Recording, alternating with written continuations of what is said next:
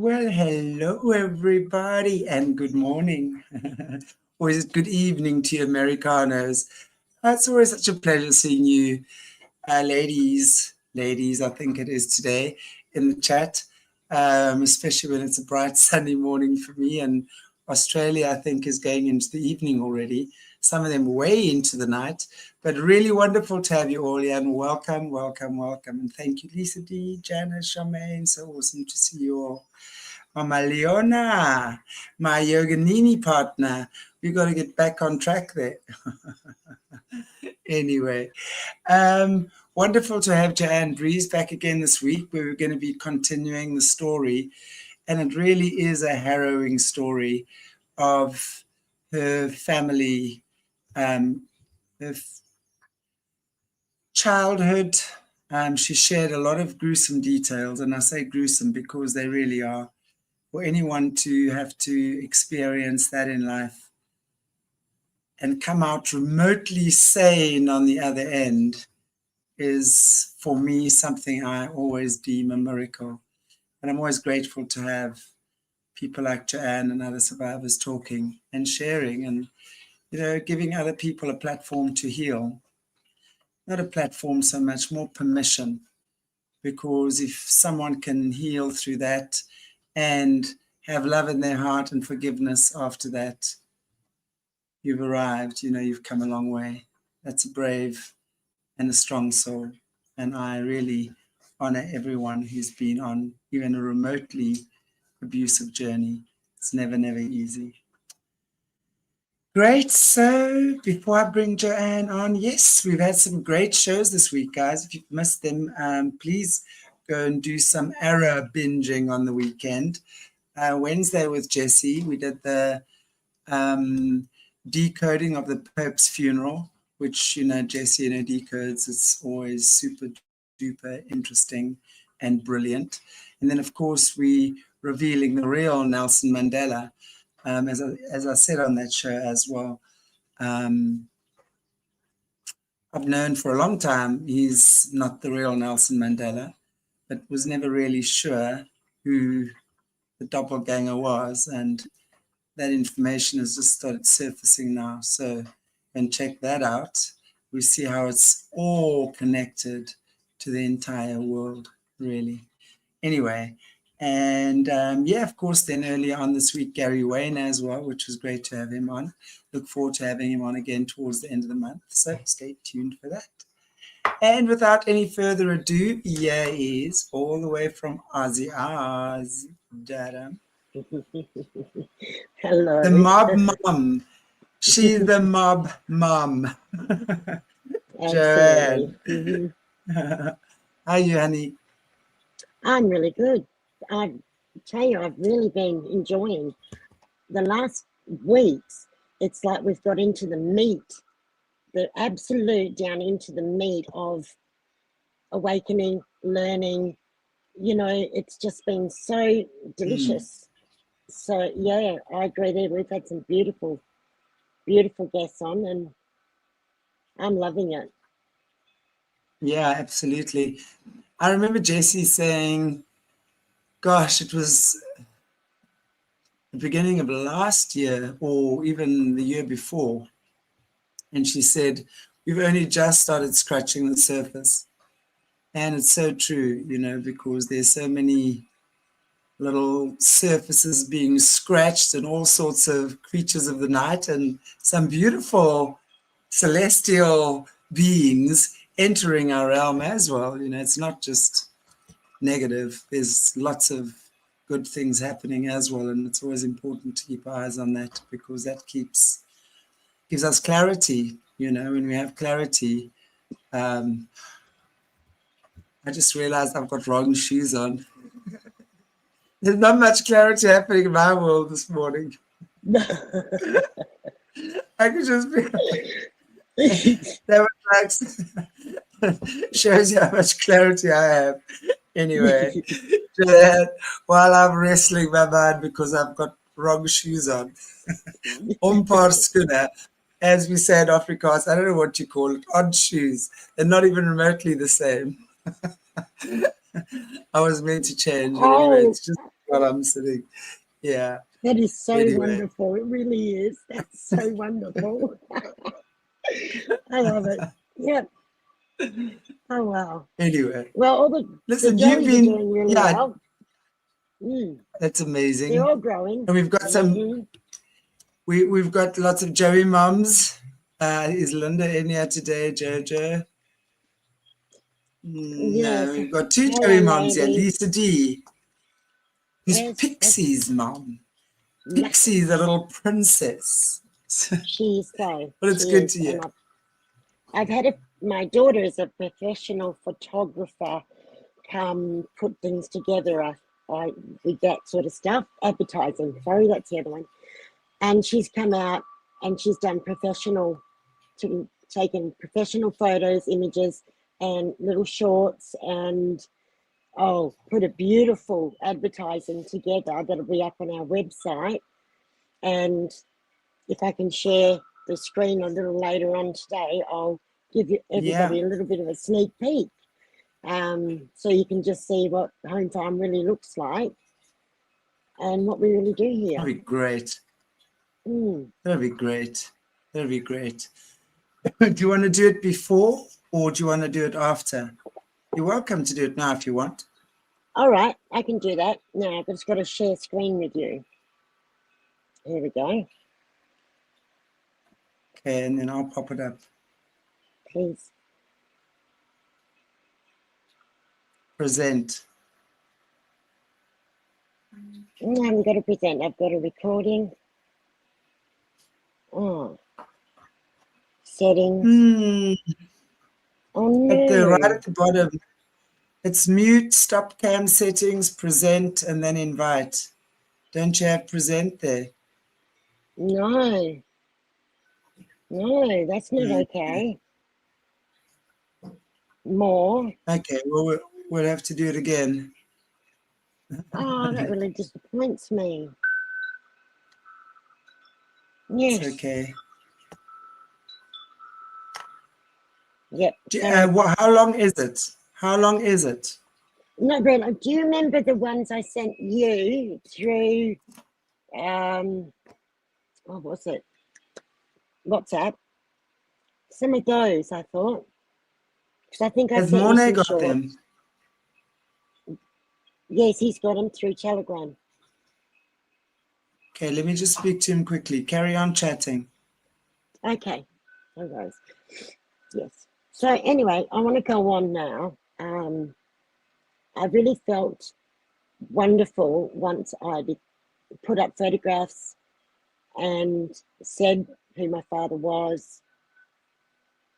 It helped me in every way possible to release more that was still so bind to my cells.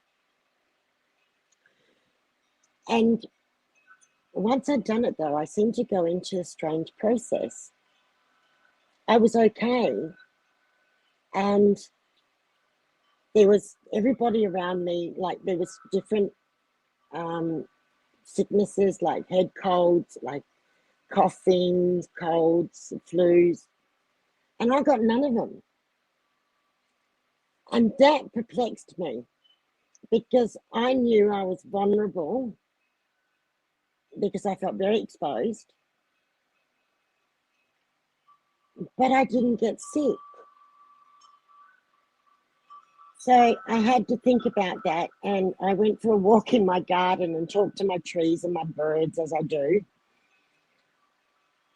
And it hit me when I was out there. I didn't get sick because I'm releasing, I'm not holding on.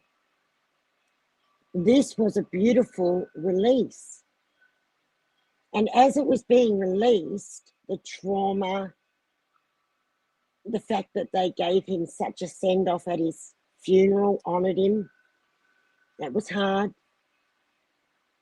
But as it was released, it was being filled with nothing but pure love, peace, and in a way, stillness and silence. Another thing I did a few times, because we get really, really strong winds here in the evenings, and they're called the easterly winds. Now, if this house wasn't pegged down, it would fly away. They get really, really strong.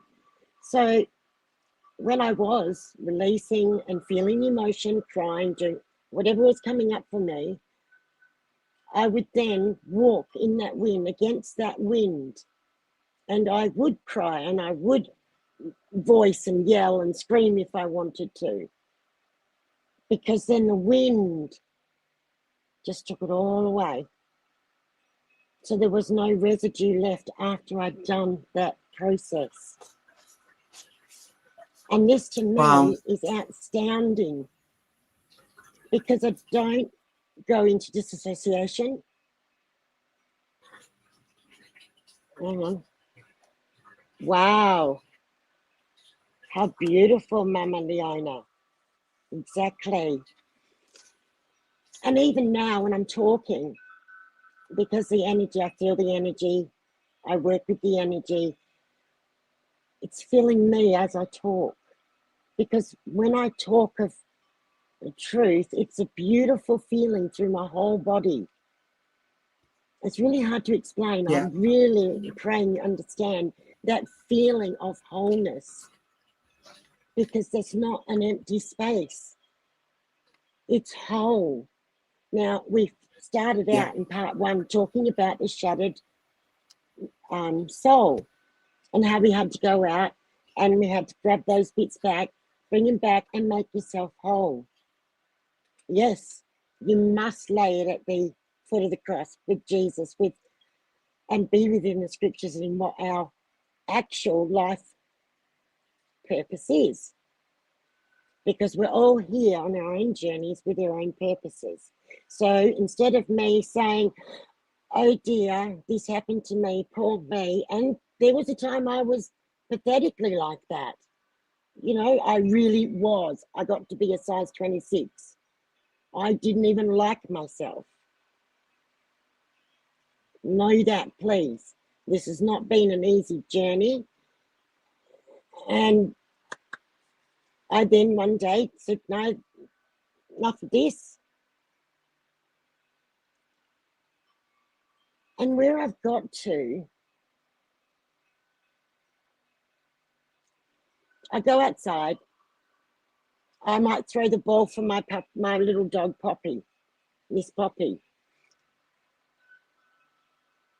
There's no pressure, there's no weight, there's nothing that's weighing down the body. Because as soon as you're in harmony and you've realized what you've lived through was for a purpose, and that purpose, no matter what any of us live through, is to help each other, to love, have that empathy, and encourage each other and lift each other's vibration. Because that's the only thing that's important.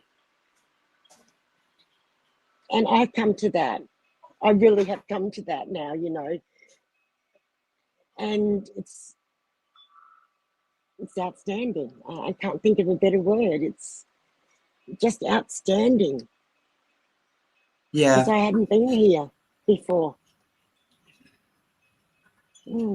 It's letting go and finding, you know, I often battle with the word forgiveness, forgiving myself or whatever, because it really often implies something very difficult and sometimes the seemingly impossible, you know. It's more coming to a place of understanding, because when we understand certain, I'd say truths, because the truth, the reason for your experiencing what you did was really between you and God. And that's only for you and God to understand. And when you have that connection, when you get that after such a trauma, when you get that close to God again, it's like you feel truth, you know truth, you understand. And it's like the pain dissolves and suddenly God shows you the truth. But it takes a lot of trust and a lot of shadow work to get there. So it's a journey to get to that place. And I think what's so special is that you actually have that unfolding as you go along, right? It's like it's not an overnight thing. But you've also got to be ready, you know. Not everyone is ready to accept that that is possible. So if people are not ready, it's like eating a fruit that's green compared to waiting for it to drop off the tree and onto the earth and then receiving it, right? And accepting that as the ripe fruit. Many of us pick that fruit when it's still green. So we try and do things before we're ready to do them. And then we force ourselves, or we try and do something, and that immediately creates a resistance and a difficulty until you come to that place of saying, fuck it, let's do it. Exactly. And You're then so right. And that's where God is. And that's where God answers. Yeah. And, you know, to try and force yourself Sorry, Bev, carry on. think as you're going through this, as we go through this process, for us to look at anybody else, it doesn't matter who, and say, well, I should be there because, excuse me, that person's there. So I need to be there as well. That's called comparing ourselves to someone else. Well, that's a judgment in the beginning with. So you're judging yourself. So stop doing it, because your journey is not their journey. Your journey is yours between you and God. You know, so, and if you're somebody who's wants somebody else to or help others and they want them to learn it now, well, that's no. How dare you? Because again, it comes back. It's their journey. And how dare me say to you, Chantelle, well, Chantelle, you should be at this level because I am. What's wrong with you? Well, don't do that. Exactly. There's a lot wrong with the person doing it, which would be me. Again, it comes back to judgment. Exactly. I'm going to read that. Do you find that even though you've gotten to a place, you still need to work to stay there? A bit, yes, all the time. Because those triggers, a smell, a sound, visual something, it could be anything can trigger.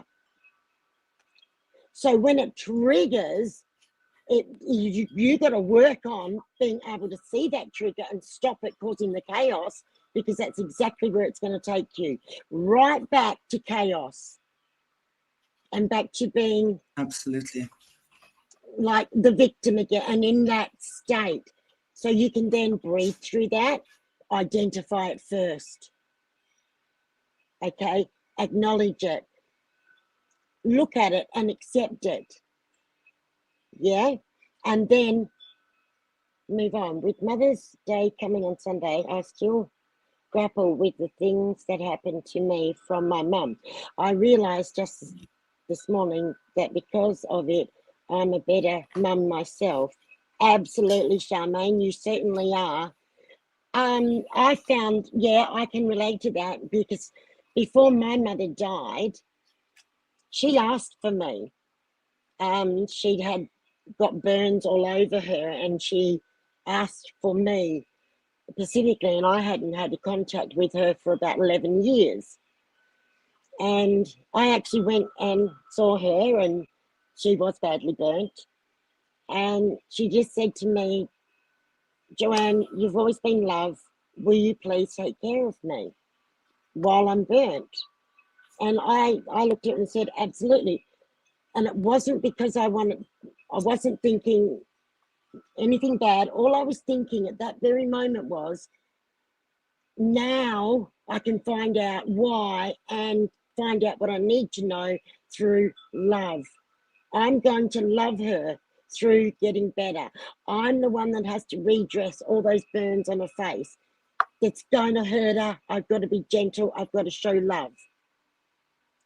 And that was the beginning of I think it was about 4-year journey until she passed on. And we laughed, we cried, we got angry. We hashed it, believe me, we hashed it. And in the end, she said to me, she said, I've realized the only thing that matters is love. She said, don't ever hold on to anything. You know? It's interesting, and again, that's a beautiful conclusion, because I mean, I know my dad passed away 10 years ago, and I was extremely close to him. And I was there for him at the end as well. And it's such a privilege to actually be there for someone at the end. And I remember as well, I mean, and I've not had any horrific stories to tell about my father. Yes, was he perfect? No. Was he was a man's man. No, he really was. You know, he was a naughty shit. That's what my dad was. And he was loved and renowned for that. And I've got a lot of his personality. I often hear I hear him laughing sometimes, you know, but he was truly one of the most generous, honorable people. You know, his handshake was his word, and that was it, you know. But still, at the end, you know, to have those conversations was so healing and so rewarding. Exactly. Every imbalance that I might have felt just dissolved. And, you know, Alika, my granddaughter, and I were with him at the end, which was amazing. And I mean, there's a beautiful story to tell around that, but I don't really think this is the platform. But I will at one point speak about it. And it was just amazing to be part of his transition. But still, at the end, he still chose to leave the earth on his own. And my mom and his nurse, the carer, had literally gone to sleep for half an hour, because one of them was always awake, because he was really sick at the end. And then somehow they both fell asleep, and he transitioned during that time. And it was amazing, because the peace one feels at having made peace with a parent. And yes, my parent was very easy to make peace with. But like yourself, and especially your mom, it's not easy to make peace with that parent. So I want to ask you then, how did you get to that place? Because your mom was also very much involved in your abuse, right? So maybe you can just remind, or maybe you want to just touch on some of that, just as part of your journey as well. I think that'll be nice to hear. It'll be lovely to hear how you transitioned as well.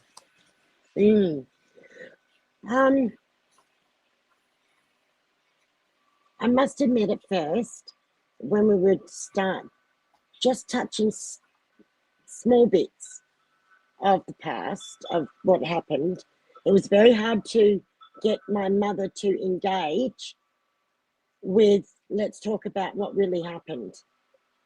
Okay, because her attitude was, your father's your father, and what he says goes. So we would have our arguments, and I would get angry, and she would get just as angry back, like she did when I was a child. And I found that interesting, because when she first started doing it, it just brought so much back right there in that moment. And I thought, oh my goodness me, how do I counteract this? Because I don't know how to. I'm going to slip right back into being that obedient little Joanne. And I'm a grown woman with my own children growing up. And I looked at her and I said, well, none of that can work now. None of it. Because that's what made the abuse happen. That was the control. Right. And I think I was I was crying. And I said, you've got to understand that, you know, your mindset's not right. And she said, yeah, but I've got to tell you another story. And I said, what's that? Then she started literally, she was crying. She told me what she went through. She actually then told me. And she'd never said a word. I wanted to know why. Why did you keep sending us to go and stay at Nan and Pop's, knowing that Pop, that uncle that lived there, and that brother, Nana, was bipolar and she'd go off the deep end. We'd be told to run and hide under the sheep shearing shed because it wasn't safe. Why would you send your children into that? Now, you've just told me you went through that and worse. Why, in God's name, did you do that? And I really think we're both bawling at this stage. And she said to me, what could I have done? Back then, when you were little and the others were little, there was 5 of you. I go against this family, what I was brought up in. What would become of you kids and me? And she went more into what would become of the kids and her and how different it was then. She said, I did the best I could. I didn't do good enough. Yes, I did wrong. And now, I think she said to me, now you happy you know what I went through as well and the reason. And I said, okay, well, I'll put it this way.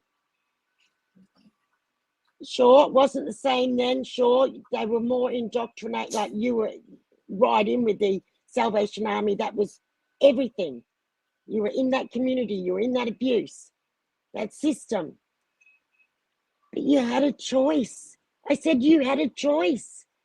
The very moment my son was put in my arms to give him a bath at the hospital, this is a true story, I had a doctor standing next to me, a nurse behind me, and my husband the other side. Because I didn't realise that the doctor had said this is what has to happen because it's going to hit her as soon as that baby goes into that water. And it did. I didn't drop my son, but I collapsed. That was it. It was, whoa, big light turned on. She had that choice every time. Every time she first bathed out, sorry, I shouldn't be pointing, it's so rude. But every time that baby was put in her arms to bath for the first time, she could have chosen differently. It was her choice. And I said to her, you need to take responsibility for those choices. They're the choices. Because when I had that with my son, I chose that little boy would never be abused and never hurt.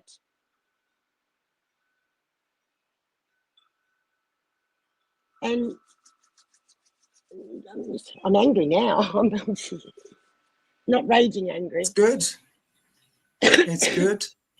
And it's true what you're saying, you know, and I'm really grateful that you're sharing that with us, because it's exactly these emotions that will come up.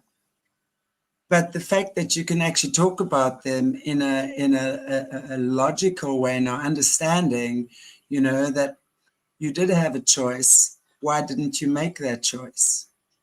And, exactly. you know, and I want to say from that as well, that doesn't excuse anything. But when you understand that one of the greatest abilities to heal as a child is to understand in situations like this that your parent went through the same thing or similar, right?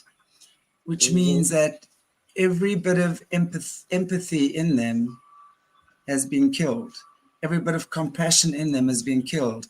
I have no doubt that your mom was chosen for a reason by your dad's handlers or her handlers or whatever it was, because she would be complacent. And chances are that she was probably bewitched as well, to sort of remain all foggy, brain fog, Yes. So it doesn't make sense for you and I to understand, because I mean, if I think of my child as well, I mean, I was a lioness with that little thing.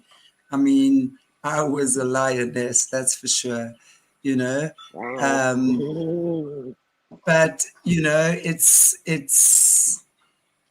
doesn't make sense for the normal spirit that is filled with love and creation. So our challenge is to try and understand that. Because when we understand that, and when we have the spiritual intelligence to be able to integrate that, and that takes a path. It's a bite-sized chunks path of getting to the point of, as you did, integrating. Yes, of course, the fact that you're my mother, I love you. My love way outweighs my anger or pain. And part of your healing was certainly to go and spend time with her at the end and be there for her at the end. And that was healing for your soul. And that was one of the steps, And to get to that point, forgiveness, it doesn't mean that suddenly all the wounds go away. It means that you're choosing to heal. That's what forgiveness is the choice to heal. Healing doesn't occur overnight. It takes months, and that's to answer Lisa D's question as well. I think like any religion or any scripture or anything, you make a choice every day to be the best version of yourself. I make a choice every day to get up and show up and enjoy my life. And when I say enjoy my life, no, I don't go dancing around my place, what have you, but to make the best of whatever situation, to whatever challenges in my path that day, that I will find a solution. I try not to force it, but that's showing up as the best version of who I can be type thing, right? Not everyone feels good every day.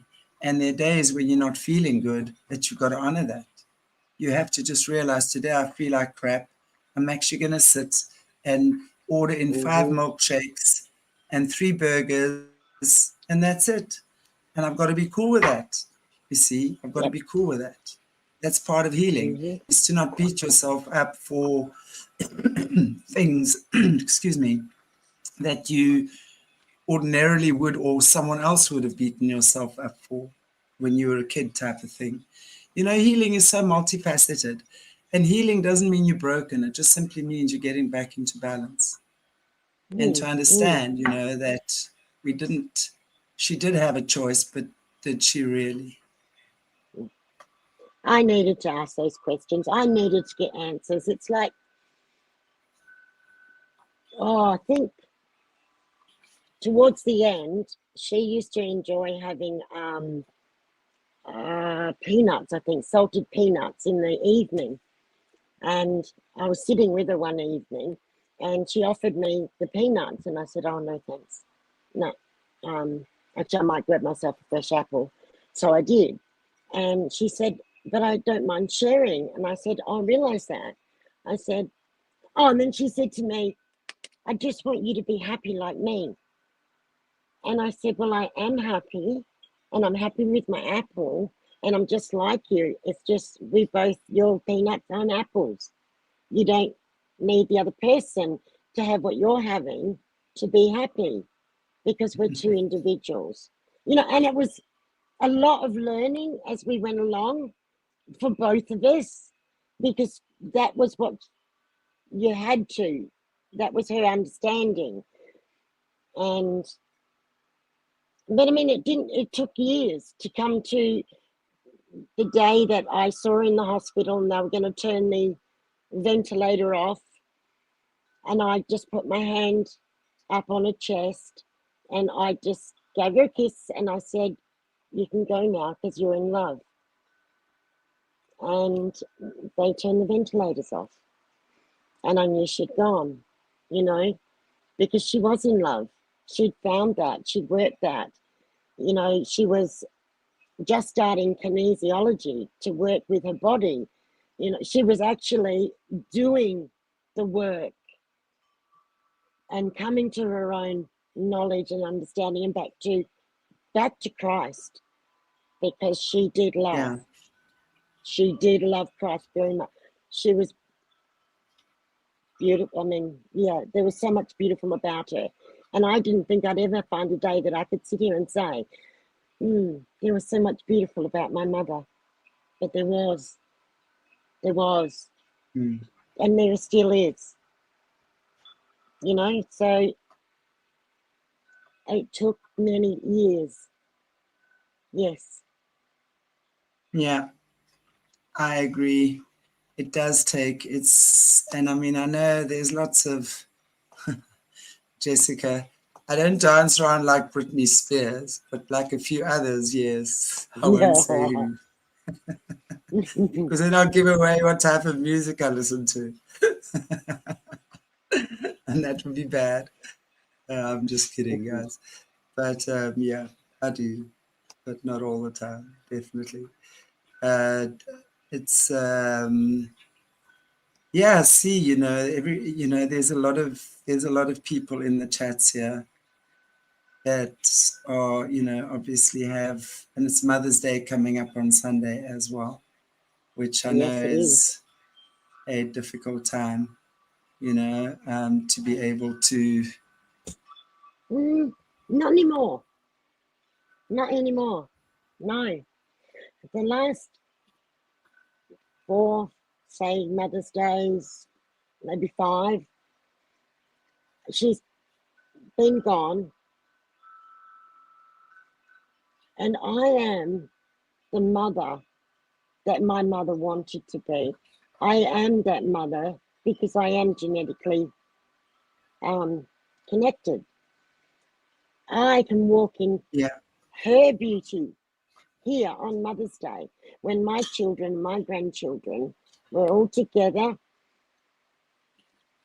That's precious. That is so precious. It really I have is. a question for you. Yeah. And I'm going to just take a little bit of a sidetrack. And I want to ask you, though, just as a matter of interest, because we find a lot of survivors have addictions, deal with addictions once they've obviously maybe come out of the system or haven't even realized. I know there's a lot of them, as we see on the show, because over the years there've been a lot of people that just by watching the shows have had memories start being triggered and recognize certain things and suddenly put 2 and 2 together, and then realizing the blocks, right, that there's blocks. And then that starts coming to light. So yeah, there's a lot of that. But I'm wondering, in your particular situation, were you dealing with any addictions or anything like that? I certainly was. I really was. For a long time, I was literally addicted to Diet Pepsi. I would not touch anything else. Morning, noon, and night. And you can imagine how much of that I drank, drinking it constantly. I then had to get off that because I knew that it was destroying me. It was very unhealthy. Didn't drink water, nothing. And it took me months to get off it. And when I did, oh my goodness, what a difference. What a difference. My health improved. I was losing weight. And there's another addiction I had with marijuana, because I wanted to create a smoke screen in my life so I didn't have to keep looking at it. And smoking cigarettes. I've never had a problem with alcohol. I don't know why, but I haven't. But I grew up with alcoholics as well, so that used to beat you around a bit. But I've never had a problem with that. But it was the marijuana, cigarettes, and my diet pep. That was incredible. That had me for years. And even now, the kids joke about, you know, you used to drink it all the time, Mum. It was so prevalent and it was so out there. So they're the three that I've really, really struggled with. And I do struggle if I get triggered to being asleep at night. I need to be awake and I need lights on so I can see everything around me. Even to this day, if I get that, if something that triggers that level of the trauma and fear I lived through, that can take me days, weeks before I can sleep at night. So I will probably get maybe 4 or 5 hours sleep during a 24-hour period, because that's alive and I'm back. I'm not back there, but the adrenaline, the fight and flight, again, you get triggered. So now working with that, I've got a frequency generator arriving tonight, and which frequencies are for what and what parts of your body, healing, you know, good for sleeping. It's also got the heartbeat of the earth frequency, which is absolutely gorgeous when you're just sitting in that resonance. And it just, your whole body is, oh yes. So I'm more practical now and bringing everything that's going to help heal my cells and deal with that, because I do need to sleep. I do cope, but I do need to sleep, and I'm not getting any younger. You know, I've got to look after myself better. And as I heal, and as I implement that are good tools to heal with, I can. And I know I feel better for it. I feel more alive. And the meat we're getting into with all the shows, it's just like everything is so coming together for me and my understanding. And what I really do, the love I have, because I don't hate. I just do not hate my parents or my family. I do not. I just chose to be away from it and to build my own little. Absolutely. That Absolutely. was important. I think it is, you know, I think any, and hey, I'm a great advocate of the holy herb. That's for sure. Good. It's actually, I healed myself from breast cancer many years ago, long before THC even came in. I just knew. And that was what I used. It opened up, it showed me, and I refused to go to the doctor. I refused to have anything done to myself. And I said to him, I'll see you in 6 months and I'll be clean. And you wouldn't have touched me. And he said, well, you know what these guys are like. And I went back, in fact, it's about 5 months later. And it was really because it opens up your consciousness. A lot of people will say it does stuff to me. It makes me tired or it gives me paranoia or whatever. Doesn't do anything to you. It opens up where you already are. And if you've got paranoia in your cells, it's going to show you you've got paranoia in your cells. By showing you that you're paranoid, You're the only one Yeah. making yourself paranoid, right? And most people externalize these things. And then that's telling you where you need to heal. So when you know how to use these healing plants, it's not the same way you use allopathic medicines. You use the healing plants very, very differently, you know. And definitely marijuana or THC is a great healer. But yes, it can also be a great number. And people can, anything in moderation is good. Too much water is bad. If you're going to drink 8 liters of water a day, that's not good. Okay. You might drown. But 2 liters, 2 to 3 liters, as we know, is good, right? Um, a block or two of chocolate a day is definitely not going to harm you. But if you're going to have 2 to 3 slabs a day, well, then you might be in trouble, as you get Oh on yeah. in life. That's what anything is, and yes, Lisa D does. What happens is, and that's also one of the reasons. You see, these are one of the topics, guys. These are the topics we're going to talk about in Telegram, on the Telegram channel. Stuff like this is like we speak about our creativity, because our creativity is one thing that's been numbed down. Think about our schooling. Arts and creativity has certainly not been a very important subject. It's really often been a sideline or an extra or a something, right? But your creativity forms one of the legs of your table, of the 4 legs of your table. And if you cut your creativity off, sure, you can operate, you can run around on 3 legs, that's like we see that happening with animals all the time. But you're not going to get the benefit of what that leg brings in, which is your creative ideas, your imagination, your connection. It's the feeling that connection brings you, which then enables your creativity.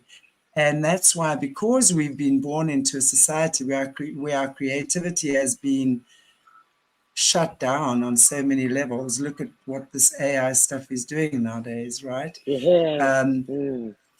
Plants like marijuana will open that up for you, and it will show you what you're missing out on, basically.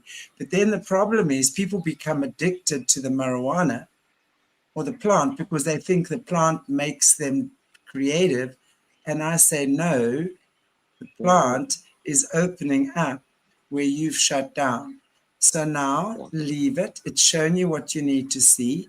Now go and pray, meditate, and start doing things that are going to enable you to become creative again. So that's how it's supposed to work. You're not supposed to get addicted to it. But that's us humans. We love addictions.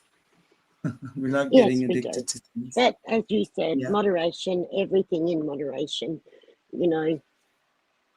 and keep up Yeah, the magnesium in absolutely. your body, because that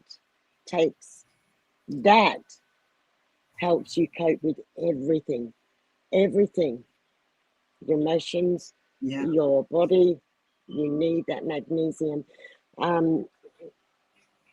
Sadly, we suffer from magnesium deficiency, and my daughter likes to faint when she's low on magnesium. She scares the life out of us.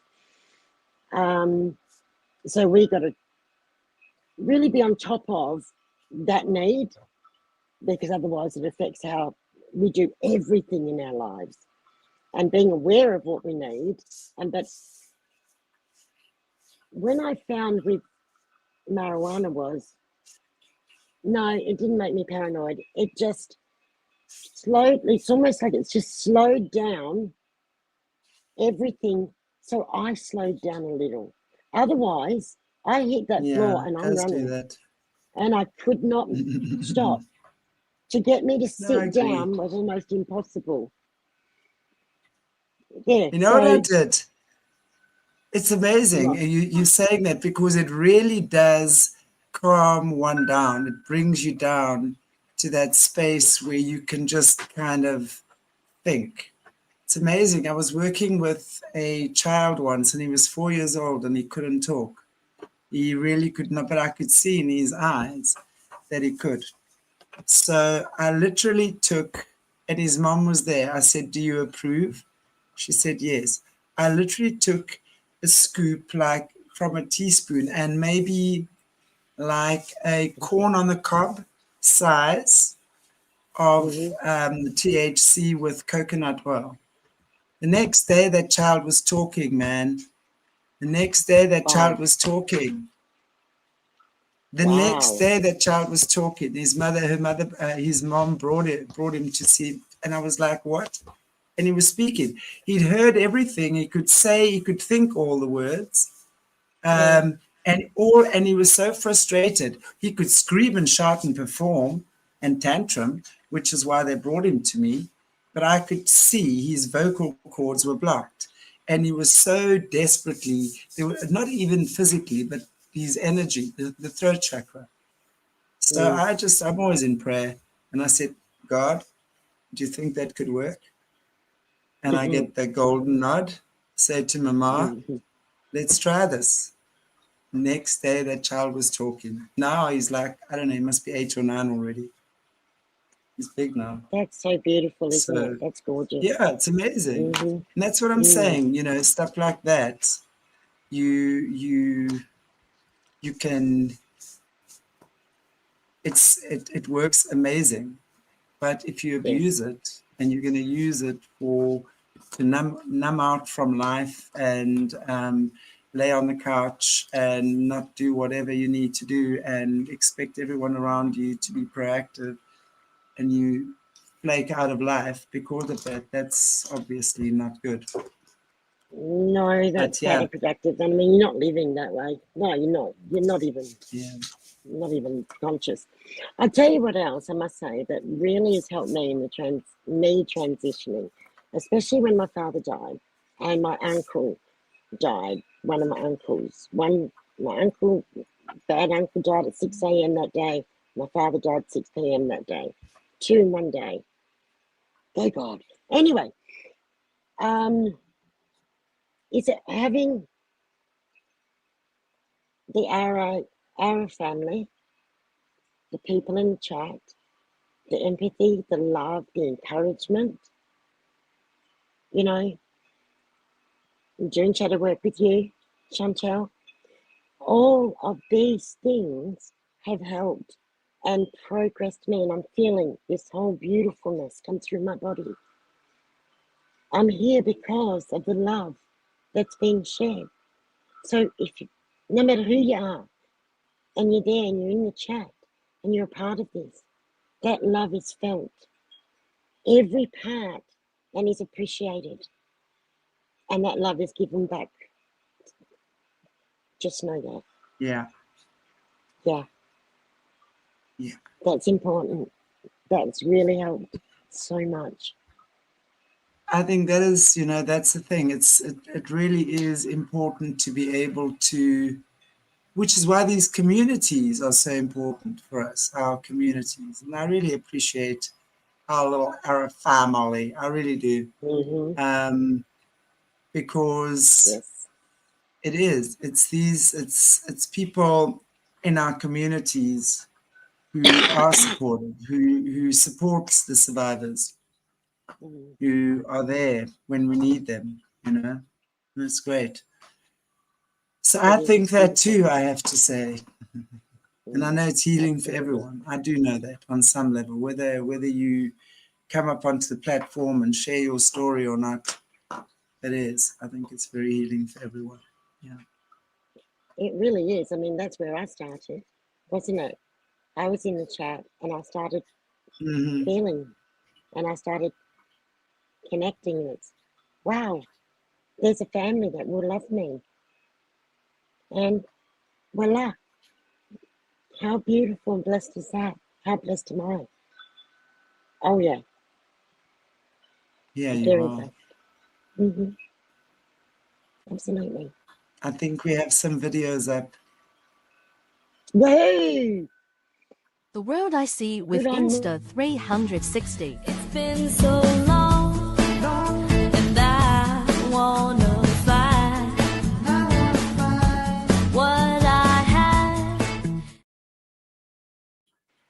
That was the little one. That's Wanna- did it replace. Okay, there's another one.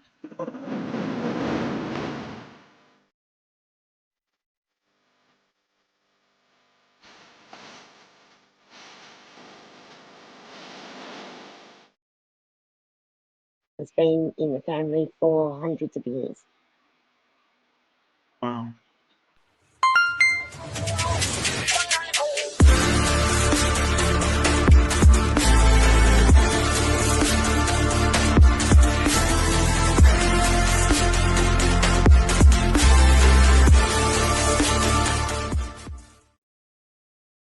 That excavator, you can see, dug the leach drains to our house years ago.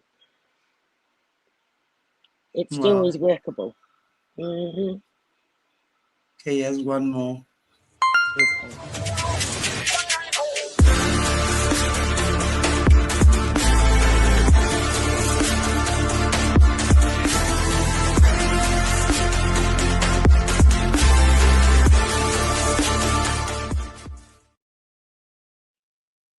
How beautiful. Yeah. When So I'm on that's the next, I will. farm sanctuary where all the mob of roos live. And There's more. Well, next time I'll make it's sure I send them all to you before we start, and you'll be able to bring them up, Chantelle. That will work, yeah, and you can get to see a bit more. But that's nice. very cool. Thank you. Joanne, is there anything that you still have to share with us before we bid each other farewell today? We're going to do this prayer group.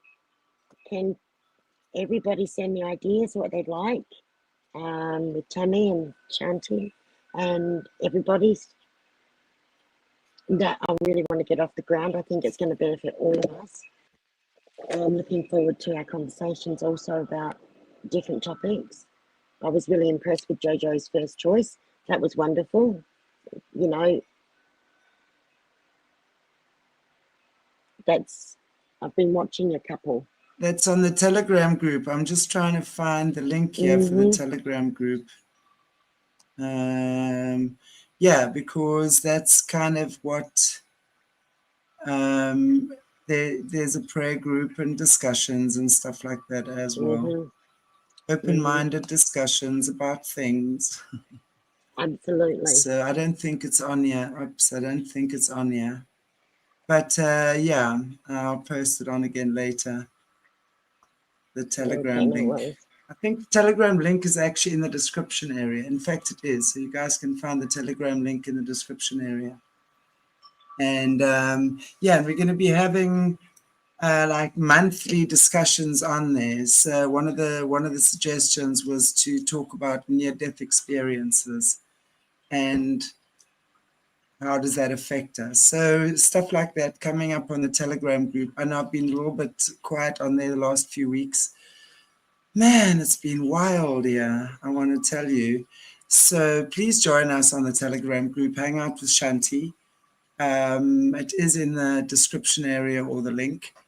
And then, yeah, we'll just connect more on there with, yeah, just cool things in a smaller, more personalized setting. Yeah. That sounds thank you, gorgeous. Joanne. Yeah, it is. I love you all very much, and thank you. Yes. Thank you so much. Okay, guys and girls, God bless you all. Take good care of yourselves. I will see you, I think, on Monday again. Do I see you this weekend? No, not this weekend. It's Mother's Day on Sunday.